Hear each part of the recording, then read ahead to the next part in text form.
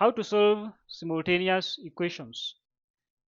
There are three common methods of solving simultaneous equations. One is elimination method. Two is substitution method. And three is graphical method. The elimination method involves removing one variable by adding or subtracting the equations. So in other words, you eliminate one variable. So let us look at the example that we have here. Solve the following simultaneous equations.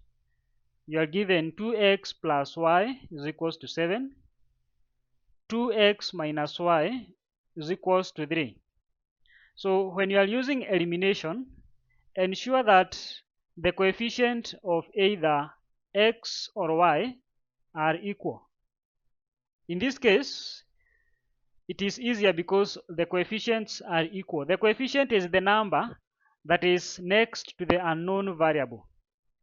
In the first equation, we can say that the coefficient of x is 2 and the coefficient of y is 1. And if you look at the second equation, it is the same equation. The only difference is the sign and also the last value. 2x minus y is equals to 3. The coefficient of x is 2. The coefficient of y is 1. If it is 1, we normally don't write it. So we want to solve this problem by elimination.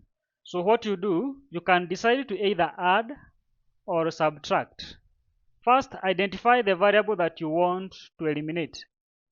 So here you can decide to eliminate either x or y, but I think eliminating y is much easier. So what you do, the first y is positive, the second y is negative. So if you take the first equation, you add the second equation, you are going to eliminate y because it is plus y minus y. So in other words, if you take any value, you minus the same value, you get 0. So if you take 2 minus 2, the answer is 0. So if you take the first y in the first equation, you add to the next y, which is a negative. So it is like saying y plus negative y. It is the same as saying y minus y. It will be 0. So in this case, this is what we do here. Write the first equation at the top. The second equation, you write it below the first one. And then you add 2 plus 2. So both of them have x. So 2x plus 2x, it gives you 4x. And then you go to y plus positive y plus negative y, it will give you 0. So in short, you have eliminated y. And then you go to the last values. 7 plus 3, it will give you 10. So in short, now you are left with 4x is equals to 10. So for you to get the value of x, divide both sides by 4. So 4 divided by 4 will cancel. You will be left with x only. And then on the other side, 10 divided by 4 will give you 2.5. So your answer is x is equals to 2.5. Once you get the value of x is 2.5, take one of the equations. You can take either the first one or the second one. And then the place where you have x, you write 2.5. Let us use this first equation. So take the whole of that equation. 2x plus y is equals to 7. But we have seen that the value of x is 2.5. So 2 you multiply by 2.5. 2 you multiply by 2.5 plus y is equals to 7. So after you multiply, you'll get 5. So 5 plus y is equals to 7. And then for you to get the value of y, you take 5 to the other side, that is the right side. If you take 5 to the right side, it becomes a negative. So it will be 7 minus 5. So y is equals to 7 minus 5. Y is equals to 2. So that is one method of solving simultaneous equations. So the other method of solving simultaneous equations is substitution method. So the substitution method involves making one variable the subject of the equation. Once you do that, you substitute it in the other equation. So let us do this example. Solve the following simultaneous equations using substitution method. You are given x plus y is equals to 8 and 2x minus y is equals to 1. So what you do here, you can decide which equation you are going to start with. So let us start with equation 1, and in equation 1 let us make y the subject. So take that equation, make y the subject. So in short, you are going to transfer x to the right side. Because x is positive, once you transfer it to the other side, it will be negative. So you are going to have y is equals to 8 minus x. Y is equals to 8 minus x. So because you have used equation 1, you take this answer that you have found, you plug it in the second equation. You cannot plug it in the first equation. So the second equation is 2x minus y is equals to 1. So initially, this is the equation you are having. That is the equation you are having. 2x minus y is equals to 1. But because y is 8 minus x, instead of this y, you replace it with 8 minus x. And then you add your brackets there. So you have an equation where you only have one unknown. 2x minus 8 minus x is equals to 1. So because you have already inserted your own brackets, when you open the brackets, the signs will change. Because you have a negative here, you have a negative here, you also have a negative here, and the moment you put brackets, it means you are multiplying. So 2x minus 8, so minus and minus becomes a plus. So 2x minus 8 plus x is equals to 1. So combine the like terms. You have 2x and you have 1x. So when you combine the two, you get 3x. 3x minus 8 is equals to 1. You transfer negative 8 to the right side, it will become a positive. So 1 plus 8 will give you 9. Then you divide both sides by 3. 3 divided by 3 will be left with 1. 9 divided by 3 will be left with 3. So your answer for x is equals to 3. So that is how we solve it using substitution method. So in summary, we have said using one equation, make one of the variables the subject of the equation. Once you do that, take the second equation, replace that variable with what you found in the first equation. If the value of x is 3, go back to the first equation, or you can just take this one where you have x, you insert 3. So 8 minus 3 is 5. So the value of y is going to be 5. You can also solve simultaneous equations using graphs. So using graphs, we are going to use this example. We're going to use this example. Try to solve this one using graphs. X plus y is equals to 8. 2x minus y is equals to 1. So step 1, identify the intercepts for each equation. Intercepts is where the line is going to cross the y-axis or the x-axis. The point where the line crosses those axes is the one we call intercepts. So let us take the first equation of x plus y is equals to 8. Then we try to identify the intercepts. So you have to draw a table similar to this one. At the top you have the two unknowns, y and x. So here you assume y is going to be 0. Once you assume y is going to be 0, you go to your equation. So let me take that equation and put it there. So if we replace y with 0, what will be the value of x? X will be 8. So you come here where we have x and you write 8. And then you go the other way.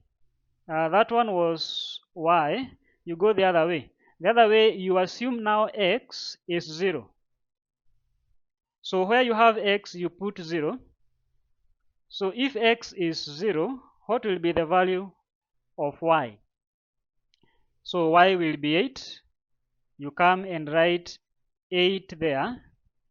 So you only need two points, the ones that you're going to plot in the graph. So one of the points you're going to plot is y is 0, x is 8.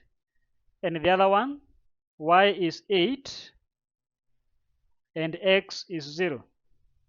So that is the first equation. So do the same with the second equation. Go and take the second equation. 2x minus y is equals to 1. You come and do the same here with equation 2. So in that equation, x minus y, it's 2x minus y. 2x minus y is equals to 1. So what you do, assume y is 0. So let us assume y is 0. So what will be the value of x? So x will have to be 0.5. If you multiply 2 by a half, then you get 1. So x is supposed to be 0.5. And then you do the same thing with x. So here we had y. You go to x, assume x is 0. So you write 0 here. Assume x is 0. What is the value of y? You come to the equation, and where we have x, you insert 0. Where you have x, you insert 0. So if you multiply 2 by 0, it will be 0. So if x is 0, y will have to be negative 1, because there is already a minus sign there. So minus a negative will give you positive 1. So y will have to be negative 1.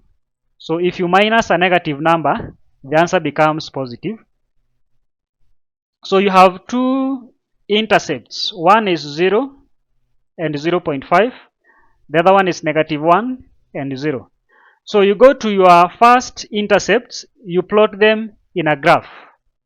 So we have a graph here. Because we had two equations, we are going to have two lines. The line that is in blue color is for the first equation, which we said x plus y is equals to 8.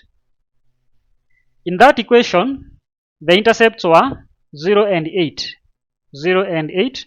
So if you go to the vertical axis or the y-axis, the point where x is 0 and y is 8 is shown in the graph. The point where y is 0 and x is 8 is shown by the graph. So just make those two marks and you join them using a straight line. That is the first equation. You have plotted it using the blue line. You go to the second equation. It has been plotted here using the red line. So the second equation was 2x minus y is equals to 1. And if you look at the intercepts that we had for the second equation, when y is 0, x is 0.5. So when y is 0, x is 0.5. We have the first point there. The second point, when y is negative 1, x is 0. When y is negative 1, x is 0. So you have the point there. So join them using a straight line. The point where the two lines meet, that is where we get the values of x and y. So we have the intersection point where the red line meets with the blue line. Try to read the values of x and the values of y where the two lines meet. If you go horizontally to the y-axis, you will see that y is supposed to be 5. And if you go vertically downwards to the x-axis, you will see that the value of x is supposed to be 3.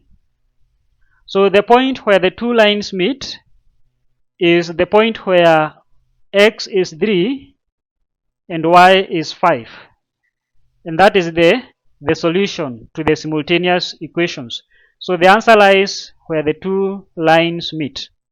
So we have seen the three methods of solving the simultaneous equations. You can use elimination, substitution, or the graph.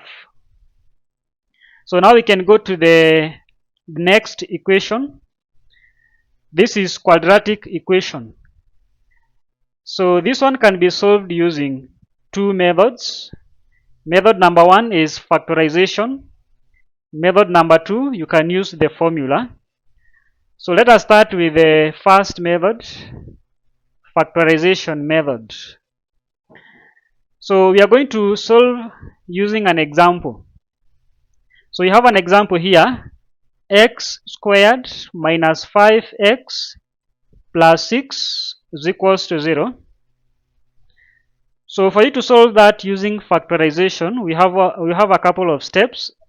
Step 1, express the equation in the standard form. So the standard form is ax squared plus bx plus c is equals to 0. It simply means the coefficient of x squared is always going to be a. The coefficient of x without the square is always going to be b, and the value that does not have x will always be c. So if you look at the equation, you can already see that where we have x squared, we don't have a value there, which means it's supposed to be 1. So if it is 1, we normally don't include it. We normally don't write it. So a is 1. B is where we have x with no power. So b is negative 5. And c is going to be 6. So that is the standard form of expressing a quadratic equation. So step 2, find two numbers that multiply to give c and add up to b. So find two numbers such that when you multiply the two numbers, they will give you c, and in our case, c is 6. And when you add the two numbers, they will give you b. And in our case, b is negative 5. And then from that, step 3, replace bx. In our case, bx is negative 5x. So replace bx with the two numbers. So let us try and do that. Find two numbers that multiply to give positive 6, and when you add them, they give you negative 5. So here you have to do some guesswork until you find the numbers. The two numbers are negative 2 and negative 3, but you can test them and see if they work. Negative 2 plus negative 3 gives you negative 5. So they have fulfilled the first condition. Negative 2 times negative 3 gives you positive 6. So they have also fulfilled the second condition. So these are the two numbers that we are going to insert them in the equation. We are going to remove negative 5x, and instead of 5x we are going to have 2x and 3x, and both of them are negatives. So what we do from there, we expand the equation, or we rewrite the equation by replacing negative 5x with the two numbers, that is negative 2x and negative 3x. So this is the equation that we will end up with. X squared minus 2x minus 3x plus 6 is equals to 0. This is the same as the equation that we had initially, which is this one.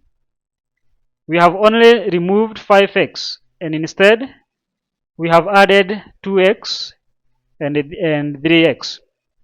So once you have done that, divide the equation into half, which means if there are four variables there, you should have two variables on one side and two variables on the other side. So the first half of the equation consists of x squared minus 2x. So we take them and insert them in the brackets. The second half of the equation consists of negative 3x and 6. So you insert them in their own brackets. So once you do that, identify the common term from each half of the equation. So if you look at the first half, we have x squared minus 2. So in both of them, x is common. So what you do, the common value, you remove it outside the brackets and then see what remains inside the brackets. So we have removed x, and inside the brackets we have x minus 2.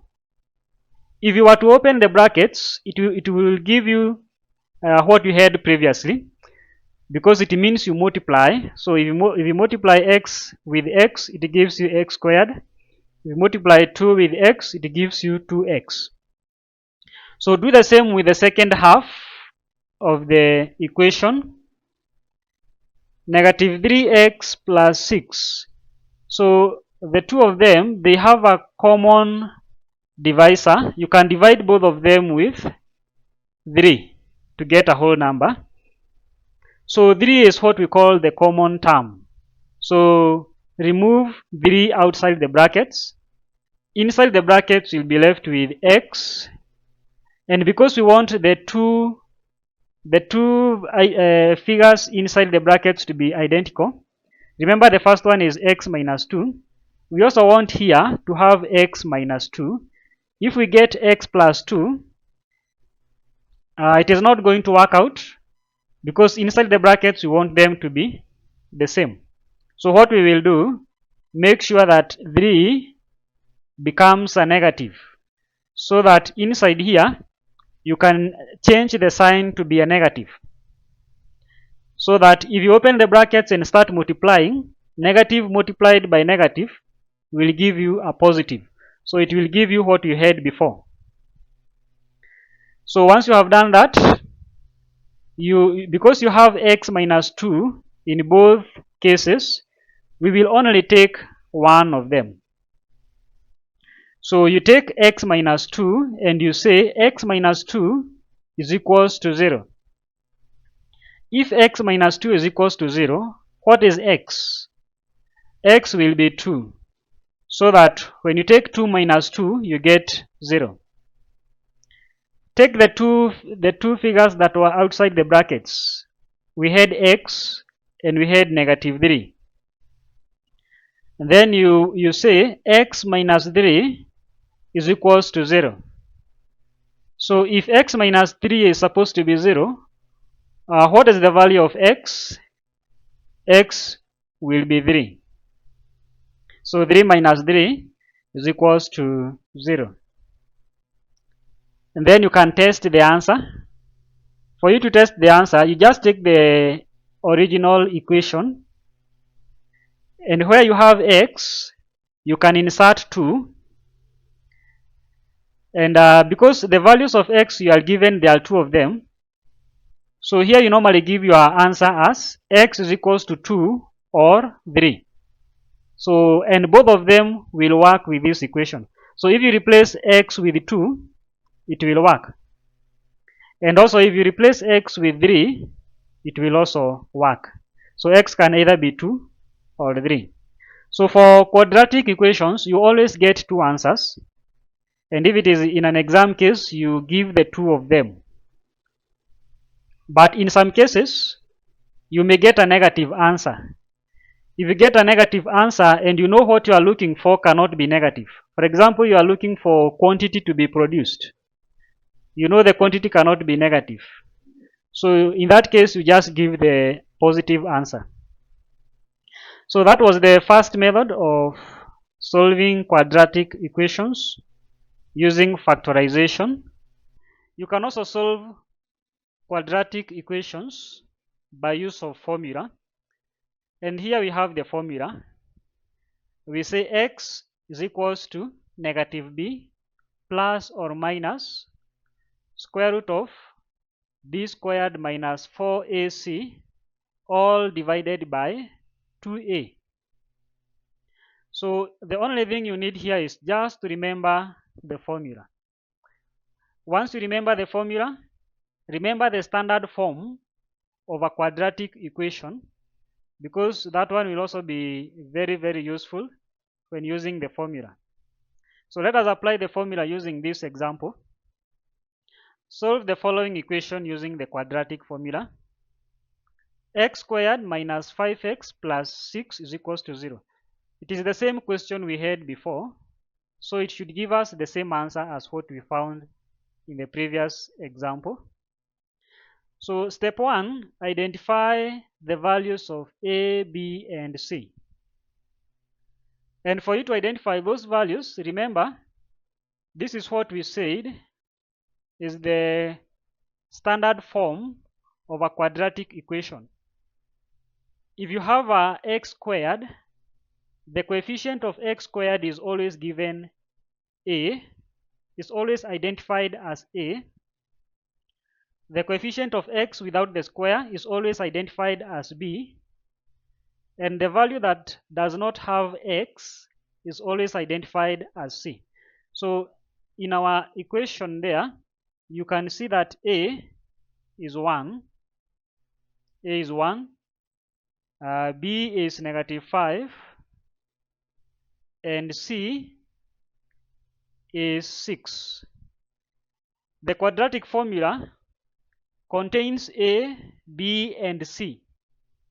So what you are going to do here, you just plug these values in the formula. So where you have a, you insert 1. Where you have b, you insert negative 5. Where you have c, you insert 6. From there, you solve the question. So that is what happens in step 2. Plug the values of a, b, and c into the formula. So once you plug them, first you multiply. You can use your own brackets. Where we have 4ac, you can use your own brackets. 4 times a times 6 is 24. Negative 5 squared, negative times negative will give you positive. So you'll have 5 squared is 25. So square root of 25 minus 24.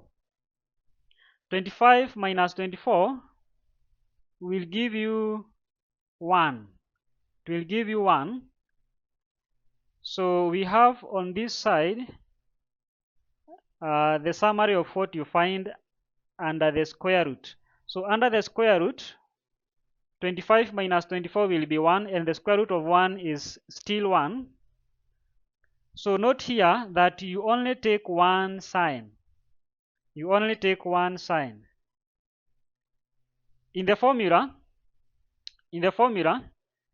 we have negative b plus or minus. So you cannot use plus and minus at the same time. So what happens? You first of all deal with one sign. You get the value of x, and then you deal with the other sign, and then find the value of x. So first we use plus. You will also notice that in the equation or in the formula, b is supposed to be negative. The formula gives us negative b, but in our question, b is already a negative. So if b is already a negative and in the formula we have a negative, that is where it becomes a positive.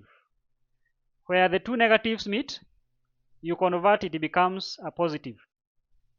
So you have plus 5 or positive 5 plus 1 divided by 2. 5 plus 1 is 6. 6 divided by 2 is 3. So x is 3. When you use the positive sign, x is 3. And then use the negative sign. 5 minus 1 divided by 2. 5 minus 1 is 4. 4 divided by 2 is 2. So the values of x are 3 and 2. If you go to the previous example where we used factorization, we got the same answers for x. X was 2 or 3. So the formula is supposed to be easy as long as you can remember the formula. In an exam, they may not tell you to use the formula or to use the factorization method. They may just tell you to solve the quadratic problem. So note that the factorization method does not work in all questions. So it is safe for you to remember the formula, because you may spend a lot of work trying to work out the factorization method only to realize that it will not give you an answer. So it does not always work in all problems, but the formula works with all problems. So it is advisable for exam purposes. If you're not told to use factorization, you can try and use the formula method. So we have seen how to solve the simultaneous equations and the quadratic problems. The linear problems are quite easy, so you're not going to be looking at them because we have even solved them in the process of dealing with simultaneous equations and quadratic equations. So now we want to see the application of mathematical functions in solving business problems. And in this case, mostly we are applying the quadratic equations. So let us look at them. The first one is total cost functions. So total cost is made up of two types of costs. One is called the variable cost. Variable cost is the cost that increases when output increases. and decreases when output decreases. An example is raw materials. In short, variable cost is cost that changes when output changes. If you produce more, you incur more cost. Fixed cost is cost that remains constant regardless of the output level. Total cost is equals to variable cost plus fixed cost. But the variable cost can be given its own separate equation. We say that variable cost is equals to variable cost per unit times the number of units produced. So total cost can be expressed in a linear function of y is equals to a plus bx. We can use that equation to express the total cost. So where we have y, we say that is the total cost. Where we have a, it becomes the fixed cost. B is the variable cost per unit, and x is the number of units produced. So here is an example. Given total cost is 5,000 plus 20x. That is a total cost function, where TC is total cost and x is the number of units produced. Identify fixed cost, variable cost per unit. Identify total cost if 100 units are produced. So in a problem like this one, it's very easy to identify the fixed cost. So fixed cost is 5,000. Variable cost per unit is 20. But the equation can be extended. For example, we can say we can add there, let's say 5x, 5x and power 2. So we have expanded the total cost function, but still you are required to identify the fixed cost and the variable cost. So you can tell the fixed cost by taking the figure that does not have an x. If the figure does not have an x, it means it does not depend on the output. So that one becomes the fixed cost. So in our case, fixed cost is 5,000. Using the second equation, we can say that any variable that has x is variable cost, because x represents output and variable cost depends on the output. And then total cost if 100 units are produced. So you just come where we have x and you insert 100, and then if there is a square, then it means you'll have to square the 100. So where we have x, insert the number of units 100, and then you solve, you get the figure for total cost. So next we have something known as marginal cost. We define marginal cost as the extra cost of producing an extra unit.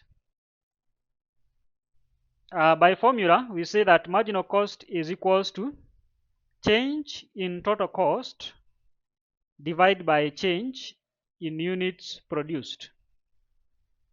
So this one is quite easy. In this example, we are required to calculate the marginal cost. So as you have said, marginal cost, you find the change in total cost. So the numerator is the total cost, the denominator is the units, but in both cases you are finding the change. That means you take the current value minus the previous value. In this example, total cost has increased from 10,000 to 11,000. So the change is 1,000. And then for the units produced have increased from 100 to 120. So the change is 20. So therefore marginal cost is the change in total cost 1,000 divided by the change in number of units 20. It gives you 50 shillings per unit. That is one way you can find marginal cost. But the question can come in a different style.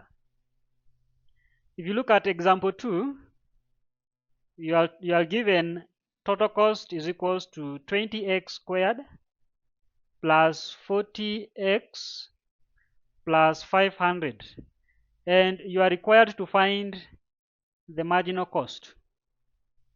So remember what we have said, that marginal cost is the change in total cost divided by change in the output. So what you do here is very simple. You just differentiate the equation. Differentiate the equation. So how do you differentiate the equation? So this is how you differentiate the equation. So we want to convert this one to give us MC, the marginal cost. Take the power of x. In this case, the power of x is 2. Multiply the power of x with the coefficient of x. The coefficient of x is 20. So 20 you multiply by 2, it gives you 40. And then that power of x, you deduct 1. The power of x was 2. So 2 minus 1, you're going to be left with 1. So x power 1, you just delete 1, because if it is power 1, we don't show the power. So that one becomes 40x. Plus, we have 40x here. So 40x, it means it has power 1, but because it is 1, we don't show it.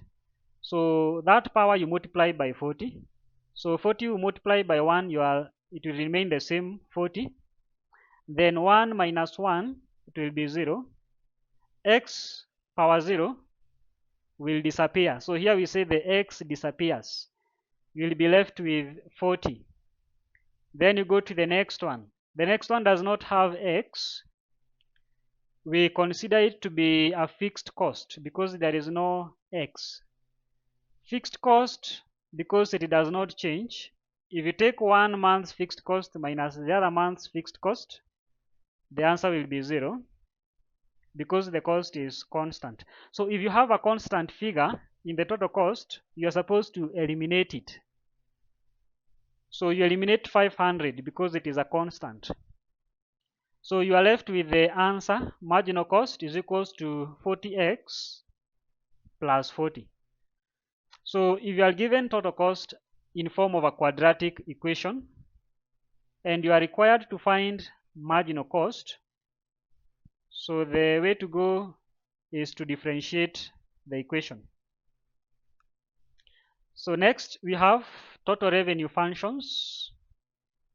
So whenever we say revenue, we are referring to sales of a business. So revenue refers to income from sales. Total revenue is given by selling price per unit times the number of units sold.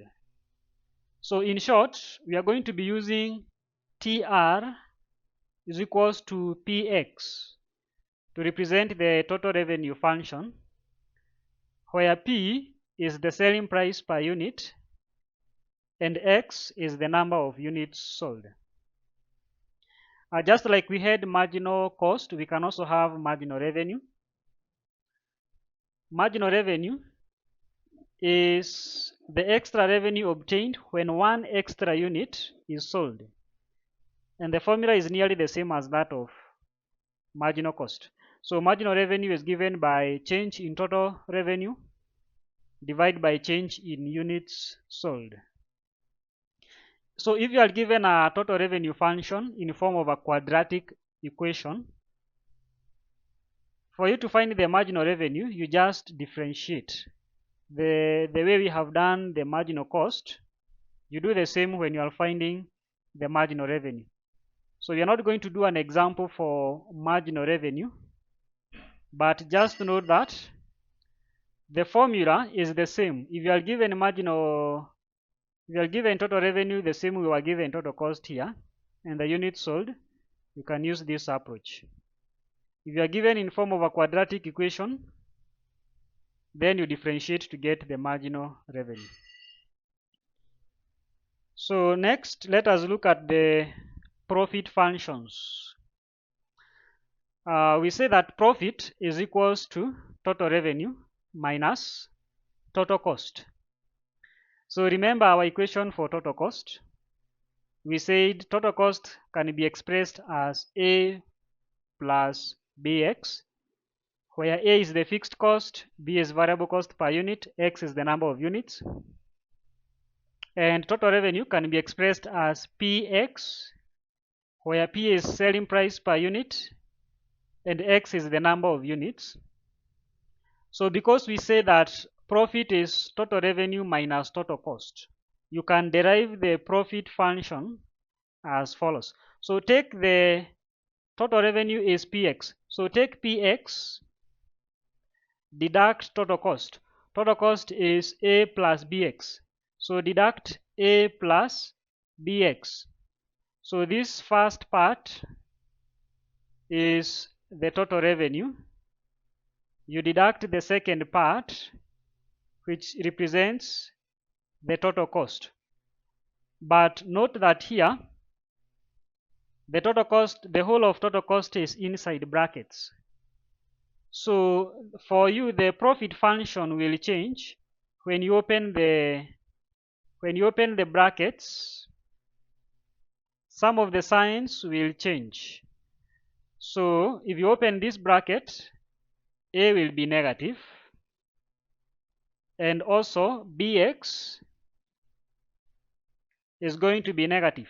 So the profit function will be PX minus A minus BX. So when you open the brackets, the positive between A and B becomes a negative. So let us apply that formula to this example. Given total cost is 5,000 plus 20x, and total revenue is 40x. Find the profit function. So the profit function, take this 40x as the total revenue. You bring it here. Deduct the whole of total cost. The whole of total cost is 5,000 plus 20x. And you have to first insert it in brackets. So 5,000 plus 20x. That is the first part. The second part, you are opening the brackets. Once you open the brackets, this positive becomes a negative, because outside the brackets you have a negative. So profit is 40x minus 5,000 minus 20x. So because you have x appearing twice, 40x and 20x, we say those are like terms, so you bring the like terms together.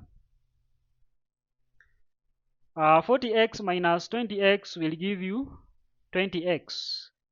So your final answer for profit is going to be 20x minus 5,000. So in this case, you are not expected to give an absolute figure. You leave your answer in form of an equation. So that is how we find the profit function. So next, let us look at profit maximizing conditions. The profit maximizing condition is the point at which a firm earns the highest possible profit. So the condition that must be fulfilled in order for a firm to maximize profit, we say marginal revenue must be equal to marginal cost. That is the condition for profit maximization. We are going to apply that condition in our example below. So in this example, or in this question, you are given P is 120 minus 0.5 Q, and TC is equals to 3000 plus 30 Q plus 0.1 Q squared. P is the price per unit, Q is the quantity produced and sold, TC is the total cost. So you are required to, one, determine the profit maximizing level of output and price, and then compute the level of profit at this level of output. So for us to get the profit maximizing level of output, you go back to the condition. The condition says marginal revenue must be equal to marginal cost. So what you need to do here, you need to first find the marginal revenue and the marginal cost. So let us start with what is easier to do. It is easier to find the marginal cost. So if this is the total cost function, how can we convert it into marginal cost? So we said if a figure does not have quantity or units next to it, it means it is fixed. And what we do to fixed figures, we just eliminate them. So we eliminate 3000. Next we have 30Q. So Q is power 1. 1 times 30 is 30. 1 minus 1 is 0. So Q power 0, Q will disappear. So we'll be left with 30 only. Next we have 0.1 Q squared. So what you do there, you take 2, you multiply by 0.1. So 2 times 0.1, it gives you 0.2. So 0.2, you write in your equation 0.2, and then that power 2, you deduct 1 from the power, so the Q will be left without power. So you will have 0.2 and Q power 1, or just Q. So we already have the marginal cost. So the problem here in this question, you are not given the total revenue.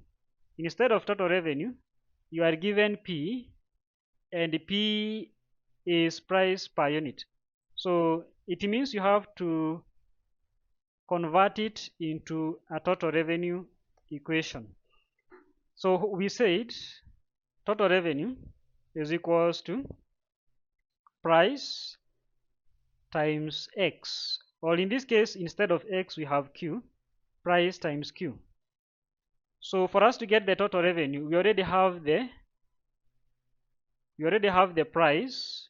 So what we are going to do, we are going to multiply Q with this price that we have here,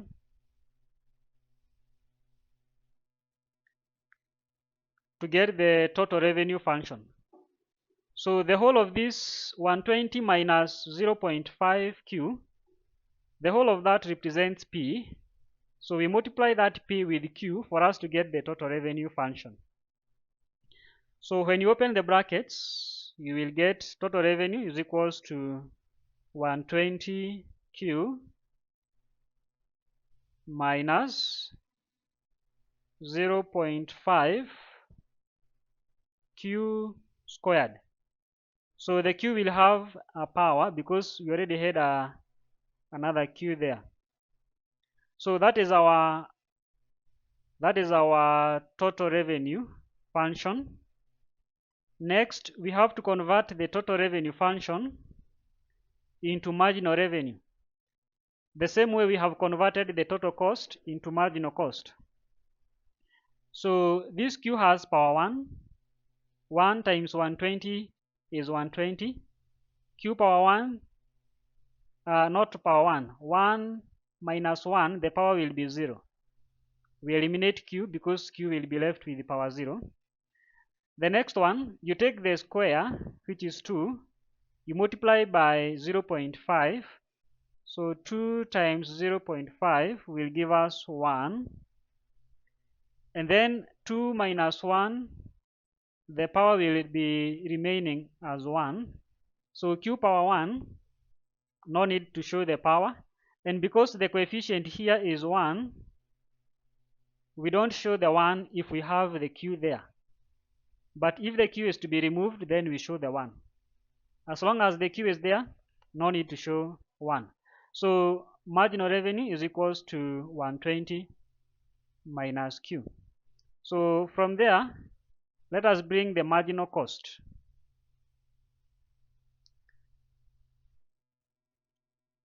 So we have the marginal revenue there, and we have the marginal cost.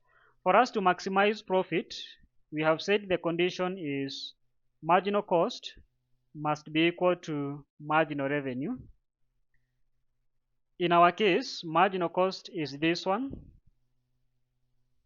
So we bring the marginal cost and we say our marginal cost is supposed to be equal to our marginal revenue, which is 120 minus Q. So once you have that, the only thing remaining is for you to solve for Q. Solve for Q. So let us see how we can be able to solve for Q. So if you are given that equation and you are told to solve for Q, you just bring the like terms together. This negative Q, you can take it to the left side, it becomes a positive. And then this 30, positive 30, you take it to the right side, it becomes a negative. So on this side, you will have 0.2 Q plus Q, because you have transferred this Q, which is negative, to the other side, and it has become a positive, is equals to 120. You bring 30 into this side, it becomes a negative. So 0.2 Q plus Q is equals to 120 minus 30. So this is the same as saying 0.2 plus 1. Remember, here we said we are supposed to have 1, but we don't show it. So it is like saying 0.2 plus 1. It will be 1.2. 1.2 Q is equals to 120 minus 30. 120 minus 30 will be 90. So divide both sides by 1.2. So 90 divided by 1.2 will give us 75. So Q is 75. So we go back to the question and see what was required from the question. The question was requiring profit maximizing level of output and price. So Q is the output, and our answer for that is 75. But we are also required to find the price that will maximize the profit.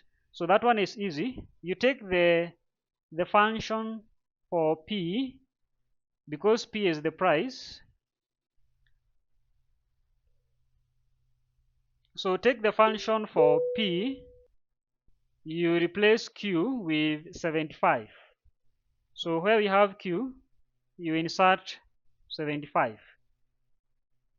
So if you do that calculation, you will find P is equals to 120 minus 75 you multiply by 0.5 will give you 37.5.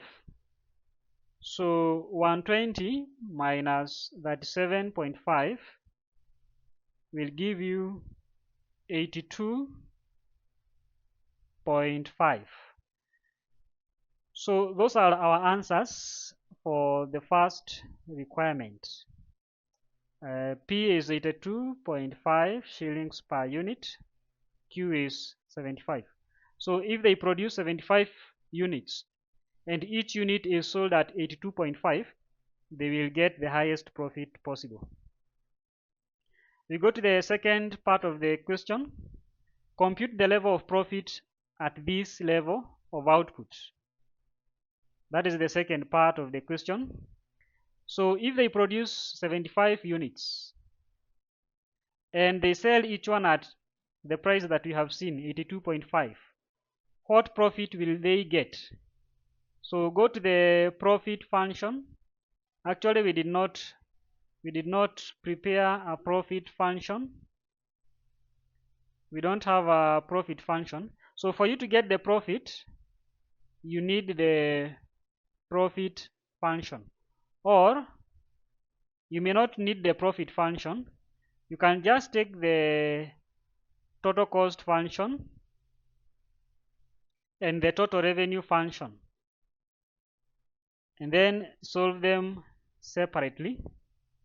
So if that is the total cost function, and we have said that Q is going to be 75. So replace Q with 75.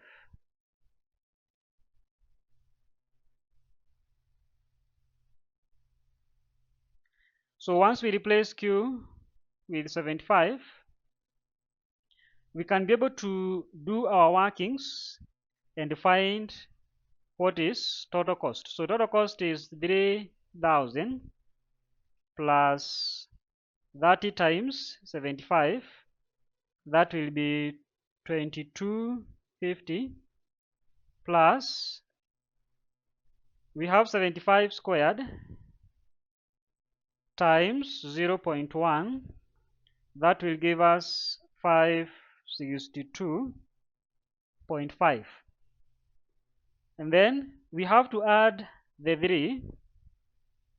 So 3,000 plus 2250 plus 562.5 will give us 5,812.5. So that is the whole total cost. We take the total revenue function. We have the total revenue here.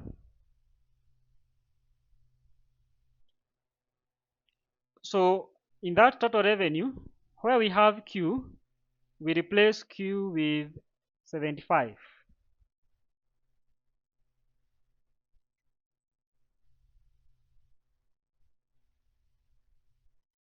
And then we multiply. So total revenue is equals to 120 times 75. That is 9,000 minus 75 squared times 0.5. That gives us 2,812.5. And then once we deduct, the final answer for total revenue is 6,187.5. So once you have that, we have the total cost and we have the total revenue, and we know that profit is equals to total revenue minus total cost. So therefore profit is equals to total revenue is 6,187.7 minus total cost, which is 5,812.5. So once you deduct, you'll be able to get the profit. So in our case, profit is going to be 375. That is 187.7 minus 5812.5. So maybe there is a decimal there, which is 2. So that is the procedure. That is the procedure for solving these kinds of questions. So yeah, so we have done the two required parts: profit maximizing level of output, and then the level of profit at this level of output. You can either use the profit function or you do it the way we have done it. So if we had the profit function, we would just have taken the value of Q and inserted it in the profit function, and you get the profit directly. So perhaps we can also derive the profit function. So there is another question here, question 2, but question 2 is a bit different. You are given here: a firm produces and sells a single product. The total cost function of the firm is given by total cost is 20,000 plus 10Q plus 2Q squared. The demand function for the product is Q is equals to 100 minus 2P, where Q is quantity of output and P is price per unit. And then here you have so many required things. You are supposed to express price in terms of quantity, derive the total revenue function, find the marginal revenue function, find the marginal cost function, determine the level of output that maximizes profit, state the profit maximizing condition used. So this part you don't have to do it. F, state the profit maximizing condition used. Because we said you just say marginal cost should be equal to marginal revenue for profit to be maximized. So I don't want to do this question because I want it to be for you. First you can attempt, and maybe if you are not able to solve it, that is when I will be able to do it. So only one thing I want to mention here: if you are given the demand function, it starts with Q. Q is quantity demanded and P is price per unit. That is the one you use to find the total revenue function. It is the one you use to find the total revenue function. So here you cannot come and say, remember what we said here. We said total revenue is equals to PQ, price times quantity. You cannot come and say, because this is Q, so all you need is to multiply that Q with P. So that would be wrong for you to do. Reason being, your total revenue will be expressed in terms of P, and your total cost will be expressed in terms of Q. It will not be possible to work with the two equations where one has P and the other one has Q. So what you do in such a case, you make P the subject first. You make P the subject of this equation, the demand equation.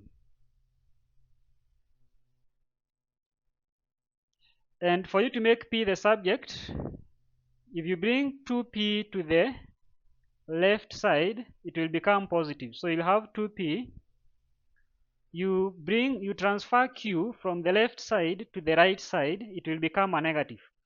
So you will say 2P is equals to 100 minus Q.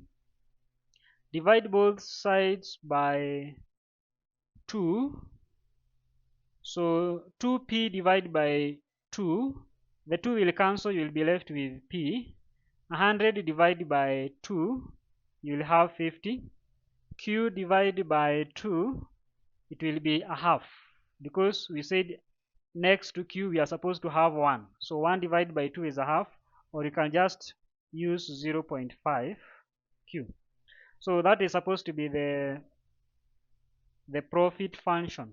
So now you can say total revenue is equals to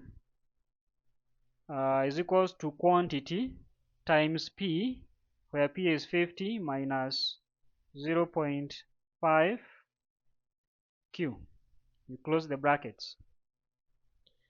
So you can say that your total revenue function is 50Q, if you open the brackets, minus 0.5 Q squared. So that is your total revenue function. And actually we have done the first part of the question, because the first part of the question, it was just helping you to work out. You are supposed to express price in terms of quantity. And that is what we have done here. Price expressed in terms of quantity. In other words, you make P the subject. From there, we are supposed to derive the total revenue function. We have done that. We have found this as the total revenue function. From there, find the marginal revenue, find the marginal cost, determine the level of output that maximizes profit. So that one, you are going to do it because the process is the same as what you have done in the previous example. You can be asked here, the business wants to make a specific profit. So let me write it here at the bottom so that maybe we can look at it in the next time that we meet. If the business wants to make a profit of 10,000 shillings, how many units should be sold? So how many units should the business sell in order to achieve a profit of 10,000?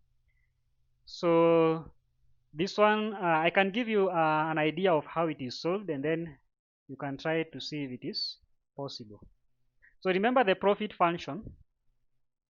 You just say that the profit is, the profit function is expressed in terms of Q.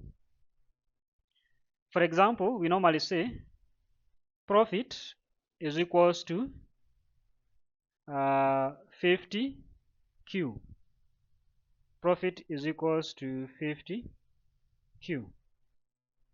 And you are given the profit.